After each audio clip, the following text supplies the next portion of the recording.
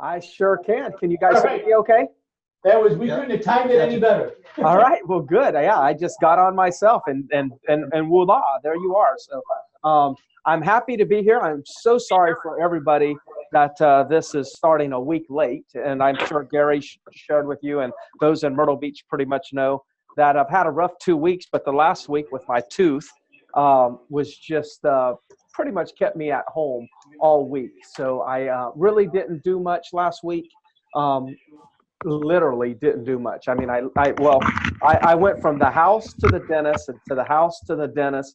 And finally, after all the options they gave me, I said, pull it and let's move on. So that's what happened. And here I am feeling good now. So I'm going to go ahead and talk about, what I had planned to talk about before. And that is the 5 musts when working with buyers. So I really prepared and made some notes, and I shared some of the notes with Gary, but I actually ended up kind of adding to it over the last couple of days, and I'm excited to bring this to you. So, there's going to be times over the upcoming weeks, and I'm going to talk about buyer-focused type of business, and sometimes it'll be listing-focused type of business, and then sometimes it could be mindset or just business in general, the real estate business in general. So I'm going to go ahead and get started. I don't want to take too long. This is not, designed to keep everyone on the, on a webinar or on a coaching call for too long. I know some of you have already been in the huddle. So 5 musts when working with buyers. The first thing that I have here, and I will warn you, these things are simple, and unfortunately, I think it's so simple that people in the industry sometimes don't think that it's important, because a lot of times people think, well, if it's really hard, then it's really important, but that's really not the case of building the business. If you master the simple things, you actually don't have to be a master at all the hard things in real estate. You have to master all the simple things in order to really grow your business. So it starts with number 1. You've got to contact, or let me see if I can mute everybody so I can mute the background. I know I can.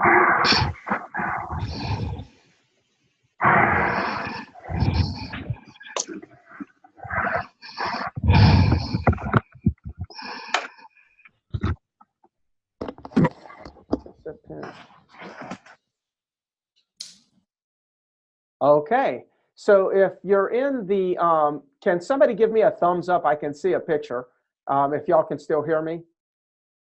Okay, cool, because I muted all. I just want to make sure I'm not part of all. So the number 1 is this. It's all speed to lead, okay? Now, again, that's simple. It's something you've probably heard, but I don't think that the industry really gets how important speed to lead.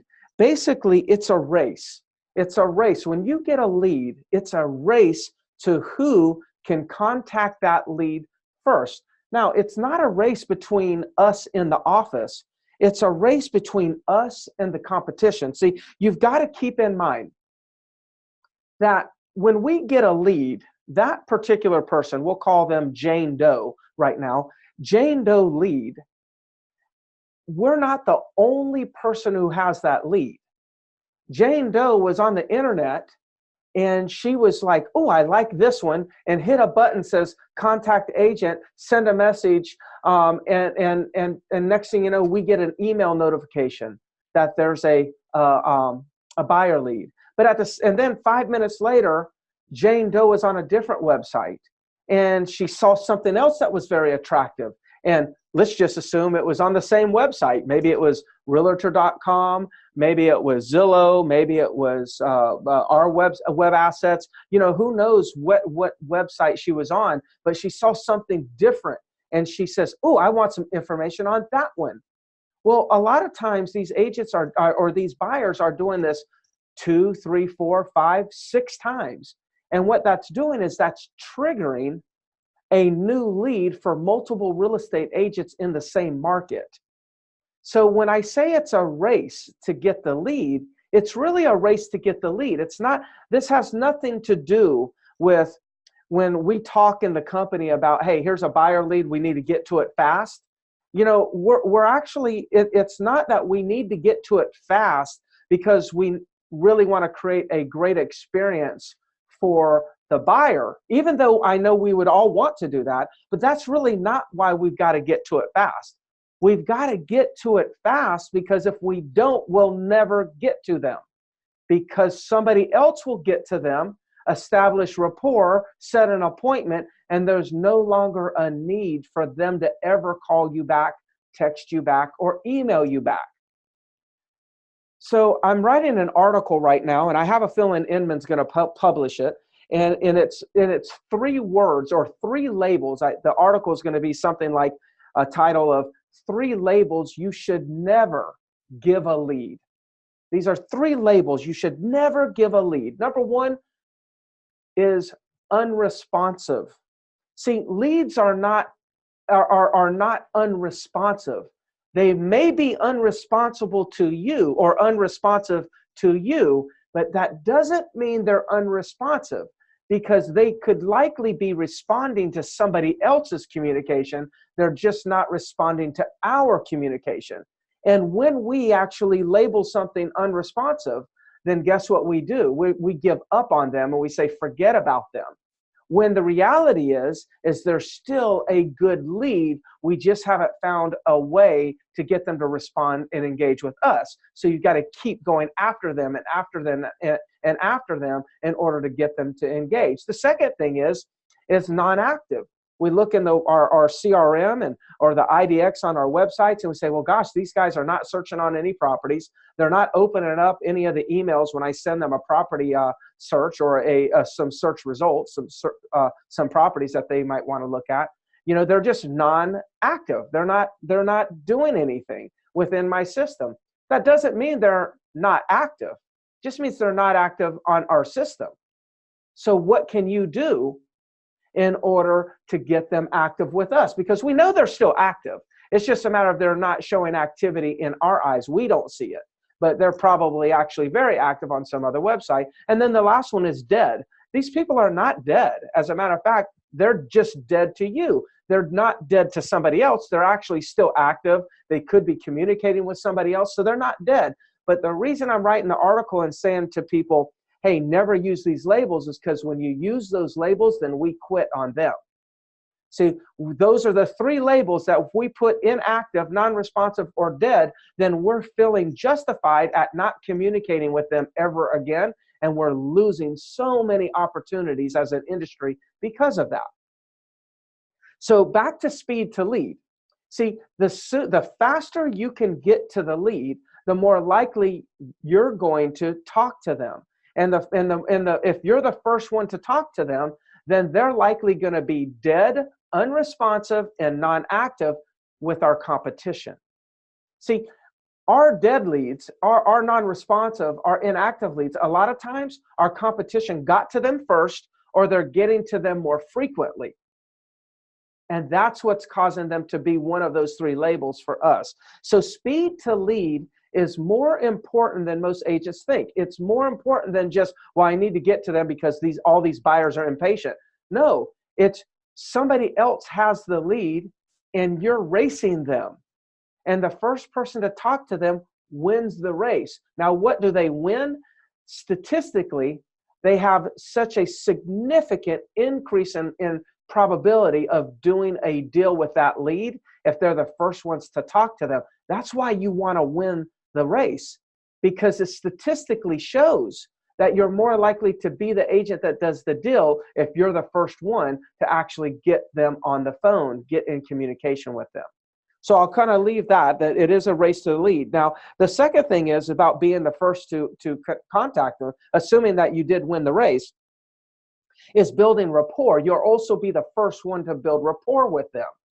So if you're the first one to get them on the phone, then you've got the first chance to build rapport with them.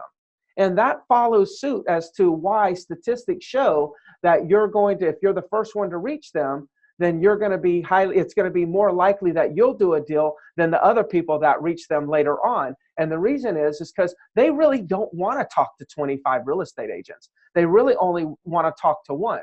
So the first one that they talk to and they build rapport with is going to be the one that they stick with.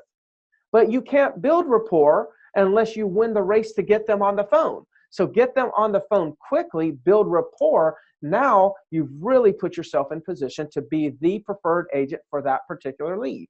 And that's going to really make a difference in your return on your investment of not only, dollars, but more important, your time. Because I think we all get a little frustrated when we get leads and we call them and we don't get calls back and no one responds. And it does get frustrating. And even if you're doing a great job and you try to reach them 3 or 4 times the first day, and then you try them a couple times the next day, listen, we'll all give up at some point. We just don't know which it is. Like some of you will give up after a couple calls. Some of you will give up after 1 call. Some of you will give up after 3 days of calls.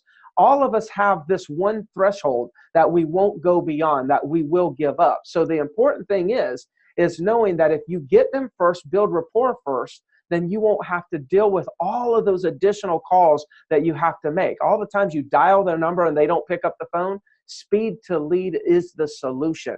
Win that race. Of course, building rapport on that first conversation. I also put added here, ask them on the first call when you're trying to build, in an attempt to build rapport, ask the lead more about why they are buying than what they want to buy. See, why somebody's buying is way more important than what somebody wants to buy. Why they're buying is what they're looking to experience.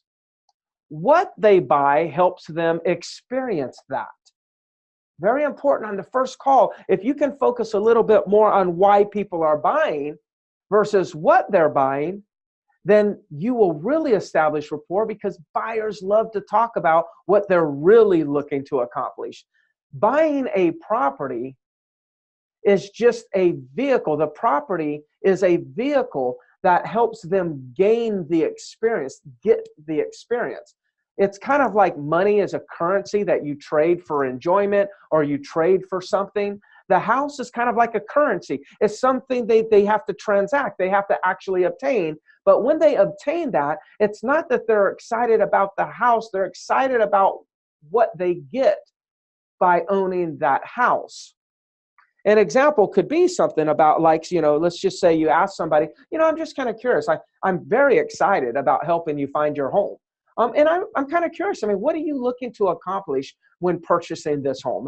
What are you really looking for in the home, or why are you actually buying at this time? And they say to you, well, gosh, we just had another kid and we're kind of outgrown our last home and we need more space. Okay, good. So now you understand what's really going on. It's not that they need a bigger home. They actually don't want to be cramped up in their smaller home. That's like the real motivation. The real motivation is not necessarily getting the bigger home.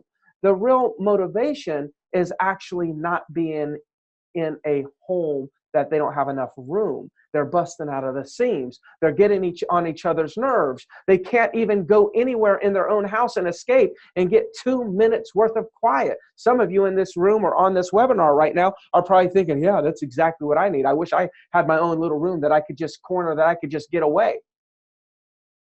Now, why is all this important? Because, see, what you learn about them through these questions, the motive will give you an idea of what really motivates them. So when you're in a home and you ask them, hey, what do you think about the size of this home? Is this one of those homes where you feel like you could get a little bit away and maybe find a corner to escape in? And they say, oh, no, absolutely not. Or they say, well, yes, absolutely. That's going to be my room over there. I'm going to make that my little office. So like when you identify early on why they're buying, you'll be able to have those types of conversations while you're showing them homes. And you'll be different than most real estate agents, because most real estate agents are trying to sell them something. What you'll be the agent that's trying to solve something for them. You're solving a problem. See, they're tired of being in a house that's too small. So you're solving their problem versus selling them a home. Now put yourselves in the position of a buyer right this minute. Would you rather work with an agent that's going to help you solve some problems, or would you rather work with an agent that's just going to sell you a home? I can't hear you, but I'm sure every one of you just yelled and screamed out loud, I want an agent that will solve my problem.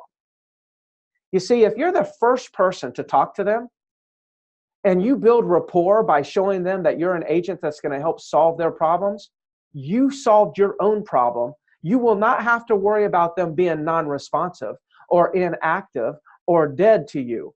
They will be all over you. They'll be loyal to you because finally they've got somebody that gets them.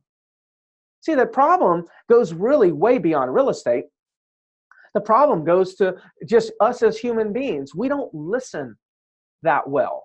We always listen for what's in it for us, but as human beings, unfortunately, we've kind of moved towards we're not listening to what's in it for them. And in order to listen in the area of real estate, you got to ask questions about them.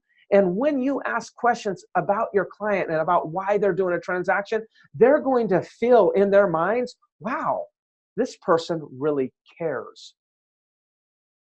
And they're going to want to work with you. Somebody who cares about solving their problems, you're going to get the deal. The next thing is, now all that was about speed to lead. That'll be the longest one of the 5. So the next one is speed to follow up after the first contact. Okay, you just had a wonderful conversation and you got off the phone with them. You probably promised them something. You may have said, I'll meet you tomorrow at 3 o'clock. You may have said, I'll do some research and send you some information. You may have said some other variation of that, but most likely every call ends with you kind of promising something. Now, the key is remember, you just beat everyone to the race and you got the lead on the phone. You established some great rapport, but all the other people that got the lead, they don't know the race is over. So guess what they're doing? They're still bombarding this person that you've got good rapport with. They're still bombarding them with calls and texts and emails, trying to get them on the phone, offering everything. Hey, I'll give you a free home inspection. Give me a call. They're doing all these things now to try to get that contact or get a contact to that lead that you have. And that's not wrong. They're not doing anything wrong.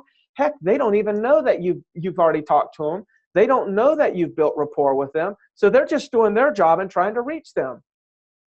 And the more they get bombarded after they talk to you, the more likely they're going to end up picking up the phone, even if they think they're going to pick up the phone and say, please, I'm already working with an agent. And then all of a sudden they pick up the phone to say, hey, I'm already working with an agent. Don't call me anymore. And they say, yes, but did that agent tell you about this property? What property? This one over here that's not even on the market yet. Oh, what do you mean it's not on the market? Yes, we know of a listing that's going to be coming on the market. And now all of a sudden, now that person's got a dilemma, right? Do I stay loyal to this person that called me first and I've got this rapport? Or am I loyal to myself and I get like inquisitive and I continue to ask questions? See, a strong real estate agent on the other side, if they know how to actually ask the right questions, they can kind of penetrate the relationship. And then all of a sudden what happens? Then you, who was the first to build rapport and had loyalty, now all of a sudden that lead goes dark on you and you claim it's dead. It didn't go dark on you because it was dead. It went dark on you because they got distracted. Now, how do we prevent all this distraction? The key is there can't be a lot of time, a gap between the time that you first talk to them and the next time that you talk to them without sending them something.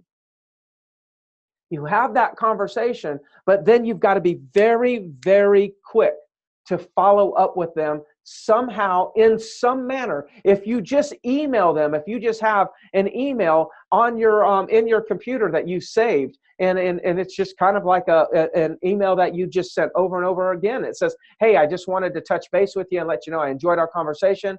I am going to go ahead and do the things that I promised. I look forward to talking to you, shortly. Text me, call me, email me if you need anything. Like, you've got to touch them again fairly quickly. You have the initial contact, but you got to touch them again because we know somebody else reaching out and trying to touch them. We need to reach out and touch them. So we got to stay on them. Now, the preferred method would be that you would have a video that you had saved on your phone that said, hey, it's Greg Harrelson here. I just wanted to put a face, with a voice. It was nice talking to you a moment ago. I'd really like to, and just let you know, I'm going to go ahead and follow through on the things that we discussed. In the meantime, if you have any questions, feel free to text me on the same number that you're receiving this text from, or call me direct if I can do anything for you. I look forward to talking to you shortly. And then boom, you hit that you have that video, you send that link to them by text, because that's another touch. Don't have your first great conversation and then your next touch is tomorrow. Don't do that. Your next touch has to be today. We have to kind of unfortunately, because our competition is going to be on them, calling them, we have to actually continue courting them. We have to continue nurturing them, even though we've already got a plan to call them back tomorrow. We just can't rely that they're going to pick up the phone. We can't rely on our competition laying down and making it easy for us. The next thing here is speed to showing property. Remember, most people are calling us because they want to look at property. So here's the thing. You want to set an appointment to show property on the first conversation. Now, I know what you're thinking here, or I know what you could be thinking, because I've said this many times. You could be thinking, yeah, but I don't even know if they're qualified yet. I didn't say go show them property yet. I said set the appointment to show them property. You have a phone call with them. You talk to them. You establish a rapport. You understand why. And say, hey, you know what? By the way, I think there's a few properties that would really, really interest you. As a matter of fact, the one that you're calling on, I can put that on the list for us to see it. Why don't we start looking at properties this afternoon around 4? Why don't we start looking at properties tomorrow at 12 o'clock? Will that work for you, or would 2 be better? Set the appointment. See, when you set the appointment, you've taken the buyer off the market for all the other agents to get them. See, when you set the appointment, then they don't talk to the other agents anymore. It's like you've taken them off the market. You've claimed them, or they've claimed you. They now say, no, I have an appointment. I'm already working with an agent. See, they get real firm. I'm already working with an agent when they've set an appointment. They don't necessarily say I'm working with an agent because they talk to an agent. So on the first call, you want to speed to lead, build that rapport because you identify why, you're asking questions, you're solving problems. The next one is you've got to set the appointment fast. Set the appointment on the first call. Always attempt to set an appointment on the first call, even if they say, well, I'm not going to be able to do anything till next week. Well, good. I'm looking at my calendar. Would Monday or Tuesday be better next week? Afternoons or mornings be better? Set the appointment because you need to pull them off the market so they start to claim they're working with an agent and you don't lose them to the competition. These are really, really important things. If you think about it, we're still either on the first conversation right now or right after we got off the conversation where you sent your first follow-up. All of this that we're talking about here really happens, on the first call or immediately after the first call, within 5, 10, or 2 or 3 minutes possibly, but no more than 10 minutes after the first call. All of these things are going on. And if you do these things that I'm mentioning to you, you won't require so many leads because you'll actually really establish you'll talk to a lot more leads. You'll get loyalty by a lot more leads of the ones that you talk to, and you'll set an appointment on everyone. You will be busy. Now, let's just assume for a minute, because I am a realist. There are going to be people that you would say, would you like to look at property tomorrow at 2, or would 3 be better? And they're going to say, yes, 2 o'clock, and they don't qualify. Well, the key is you then, after you set the appointment, you say, okay, great. I tell you what I'll do is I'm going to have so-and-so, reach out to you. If you feel they need to be qualified, sometimes they'll tell you, hey, I'm already qualified, or I've already got, I'm buying cash, I'm putting 50% down. You have to use your judgment. But if you feel something, I'm not sure if these people are going to qualify, then after you've confirmed an appointment tomorrow at 2, you say, great. Now, in the meantime, before we get together, I will go ahead and have so-and-so reach out to you and make sure that they can issue us a pre-qualification letter. So in the event we do find the dream home that you're looking for, the one that's going to actually provide the space for you to get away, then we can act on it and make sure that we negotiate the lowest price for you. And they'll say, how are you going to redo or negotiate the lowest price? Well, if we find a property that you like, somebody else probably likes it too. And so in that case, we could find ourselves in multiple offers. But if you're the person that has the pre-qualification letter and the other person doesn't, sometimes a seller will accept a lesser price when they know they've got a sure thing than take a risk on somebody that they don't even know can actually get financing. That's the value of a pre-qual letter. So speed to showing the property. The next one is you've got to communicate your value. This is also can be done in the first 1 or 2 calls. Communicate your value. I mean, this is a tough one for some people. Like, what is your value? Are we just taxi drivers? Are we just door openers? Is that all we are? Of course we're not. We're more than that. But are you communicating more than that? Are you sending the message that, yes, what properties would you like to see? Or are you communicating, hey, look, number one, I understand there's a lot of real estate agents that you could work with, and there's a lot of properties that you could look at. One of the things that I'm committed to is I'm committed to making sure that I provide the best service and you have the best experience. Now, some of the ways that I'm going to do that, some of the things that you can expect from me is you can expect that I will be keeping my eyes out on this market, and anytime something comes on the market, you'll be the first person I call about it.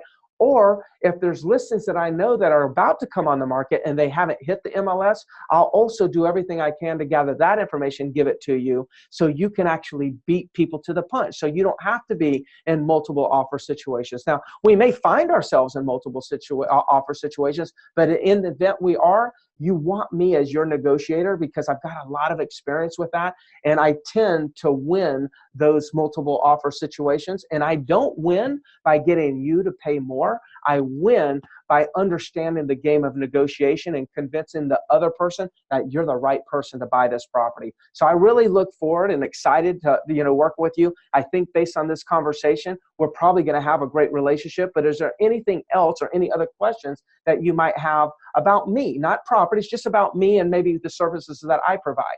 See, I just made all that up. Maybe that sounds okay. Maybe it doesn't sound okay. But the reality is you've got to tell them your value. Like, they have so many agents calling them. They have so many people they can work with. Why are they going to choose you? You see how this all fits in? We're the first person to talk to them. We're the one that cares and trying to solve their problem. So we're building rapport. We're sharing our value. We're setting an appointment. All of this on the first phone call. For those of you that take this on, your business will change forever. Okay, but Greg, let's go back to the pre-qualify thing. Okay, so remember, if you feel like you need to get them pre-qualified before you go on the appointment, then you're going to tell them, like I mentioned before, you're then going to give the information to the lender. The lender's going to call them, and the lender will let you know. If they're not qualified, call them back, cancel the appointment. I would rather you call them and cancel than not get in the habit of scheduling appointments. See, in this scenario, you'll schedule way more appointments and you'll only have to cancel a few, versus not scheduling the appointment until after you call them back with some additional information, and then you don't get half of them back on the phone. That's the art right there. You see, everything I'm talking about is just staying in communication with these people. And then last but not least, when you go out there and start working with them, and you're showing them property, you've got to create urgency. You've got to create urgency. And there's a few things that you should use right now to create urgency. Number one, the inventory is low. What does that mean? What does that mean? That means that there's competition. The inventory is low, but the demand is high. So the longer you wait, the more likely you're going to be in multiple offer situations. And statistically speaking, of course, I'm a great negotiator and will be able to help you minimize the damage of multiple offers. But statistically speaking, when there's multiple offers, the price does go up. And what I want to do is I want to make sure that I prevent that from happening and make sure that you're buying a quality property at a good value. And the way we need to do that is by making sure that we act faster. So you got to create urgency. Like, low inventory means they're going to pay more over time. The longer they take to make a decision in a low inventory environment, then the higher price they're going to pay. And you're not trying to necessarily force them, manipulate them, trick them into like trying to buy something real fast. But you've got to understand, in a low inventory environment, the longer you take to make a move, the more you pay. That's economics 101, supply and demand. Your job is not to convince them to do or not do something. Your job is to inform them that here are the pros and cons. Oh, we can continue looking at property for the next 6 months. If the inventory continues to stay low, then it's likely the prices will go up. I don't think you want to pay anything more. No, I was hoping to get like the prices are going to go down. Well, you know, that's not likely to happen in a low inventory market. Those are the types of things that you need to be talking about. You need to be talking about what's really going on in the market, because there are some reasons that people should get off the fence and move forward and make an offer. The second one that you have working in your favor right now is the interest rates. I mean, look, even if, you know, if I'm working with a buyer and you're in a multiple offer situation, or you're in a situation where you got a buyer that's getting financing and there's a stalemate between the buyer and the seller for $5,000, and I'm just making up the $5,000 number. I would say to my buyer, look, I would rather you pay $5,000 more and buy this home right now than wait 12 months and buy this same home for $5,000 less, but pay an extra percent in interest rate. Because the extra percent in interest rate, even at $5,000 less in price, will cost you way more than $5,000 over the life of the loan. And that's the truth. You could all go do an amortization table for a property at any price, and you look at this price, if the fair market value is $200,000 and they paid $205, and then at today's interest rate, and look at how much interest they have to pay versus paying an interest rate 1% more at a price that's at $5,000 less, you'll see that after so many years, probably 5 or 6 years, that not only did they actually pay $5,000 more, they're going to pay more money every single month while they own the home. We got to stop thinking that, you know, like $2,000, $5,000, $6,000 should not get in the way of our buyers buying property today, because they're buying properties at interest rates that they're not going to see forever. Again, I would rather you pay $5,000 more for the property today at today's interest rate versus buying at $5,000 less in a year from today, but having to pay 1% more in interest. And the reason is because by paying 1% more interest over the time that you'll own this and have this loan, that in itself may cost you $10,000, $15,000, $20,000 more. So you can do an amortization table, and you can actually see how that works. And you could see at what year does it actually start to cost them above the $5,000. But these are like conversations that you can use to create urgency. So I hope you found, those are the 5 things that I wanted to talk about. I hope you found these things helpful. I will, of course, love to hear your comments, your texts or emails. Reach out to me if there's anything that I can do for you, anything that you have questions on regarding this topic. I will probably follow up with some additional information, via email or a voicemail or of some sort, throughout the week. And if I don't talk to you again, have a great holiday coming up. I know Easter's coming up. A lot of you that have kids probably have spring break. So if you guys are traveling, make sure you stay safe. I'm going to do a little spring break traveling not too far away, just from Thursday through Sunday. So I'll be here most of the time through the week. So please reach out to me if there's anything I can do. We'll talk later. Bye-bye.